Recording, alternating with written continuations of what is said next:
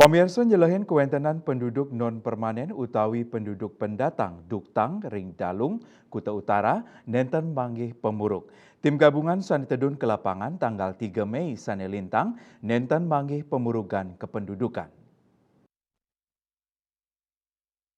Tuan Polisi Pamong Praja Badung I Gusti Agung Ketut Surya Negara Mausang Pacang Rajeg nyelain pangrauh duktang ring paumahan kerama antuk samian kecamatan.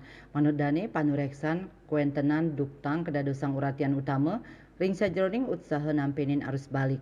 Punika mawinan pai ketandane pacang niagayang petugas antuk nyelain paumahan duktang inucap. Risampun ring desa Dalung, panraptian pacang kelanturang ring wewidangan tiosan. Nanging pai ketandane kantun mabrik bagang sareng perbekal miwah lurah irike. Daning wawahin sidak administrasi kependudukan ring Dalung Tower Nedunang Satpol PP Provinsi Bali, Kadisduk Capil, Dinsos, Camat Kuta Utara, Prajuru Desa Dalung, Desa Adat Dalung, Prajuru Desa Dalung, Desa Adat Dalung, Babinsa miwah Babin Kamtibmas Dalung. Selanturnya nih genah sane pacang katureksain inggih punike ring widangan desa miwah kelurahan sane akehan wenten paumahan. Parwata Bali Pos.